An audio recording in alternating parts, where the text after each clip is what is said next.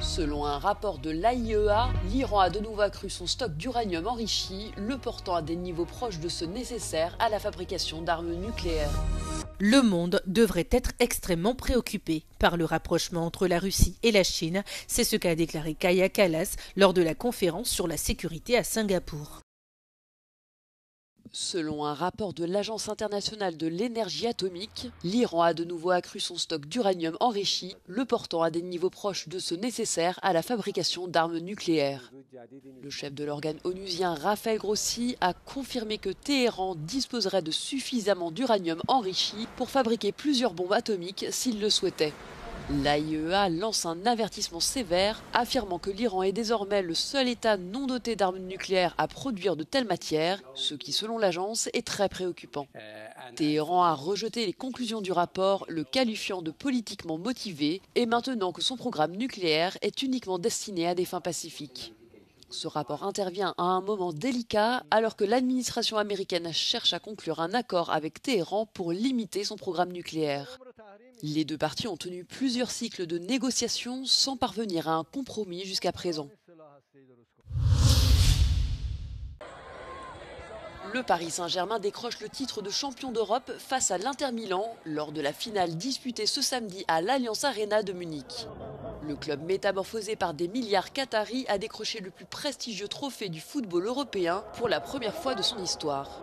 Désiré Doué, l'attaquant français de 19 ans devenu le symbole de la nouvelle génération parisienne, a illuminé le match avec 2 buts et une passe décisive, le tout en un peu plus d'une heure de jeu.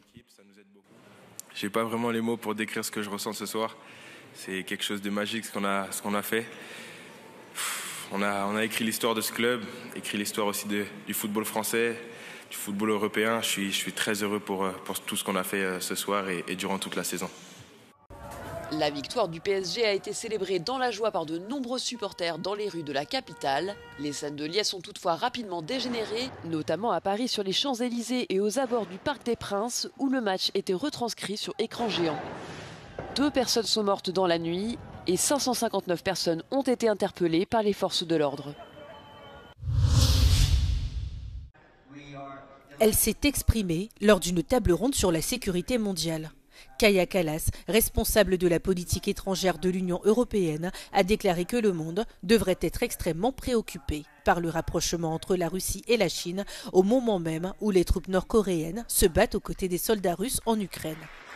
Au cours de son discours, Kaja Kallas a tenu à rappeler le lien étroit entre l'Asie et l'Europe en matière de sécurité. China says it's neutral, but its dual-use experts are fueling Russia's war.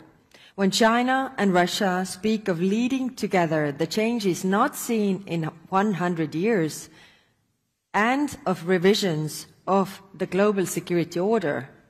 We should all be extremely worried. La haute représentante s'est exprimée après la prise de parole du secrétaire américain à la Défense qui a alerté sur l'augmentation de la pression militaire et économique exercée par la Chine. Pete Hegseth a aussi exhorté ses alliés asiatiques à augmenter leur budget militaire. La ministre lituanienne de la Défense a accusé la Russie de se moquer du gouvernement américain en intensifiant ses attaques dans l'est de l'Ukraine et en refusant de s'engager de manière significative dans les pourparlers sur le cessez-le-feu. Euronews l'a rencontrée alors que la Lituanie accueillait un exercice militaire de l'OTAN sur son territoire. They don't really take this process seriously. They stall. In my opinion, we already mock American government. They are showing disrespect to any effort to reach any agreement. On the other hand, I mean, or should they?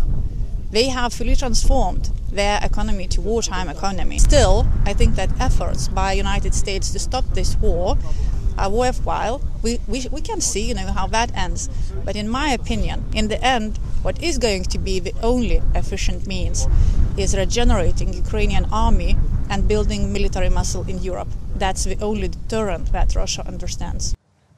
L'Ukraine et la Russie devraient reprendre les pourparlers de paix directs lundi à Istanbul, en Turquie. с постоянными членами Совета Безопасности сегодня вроде бы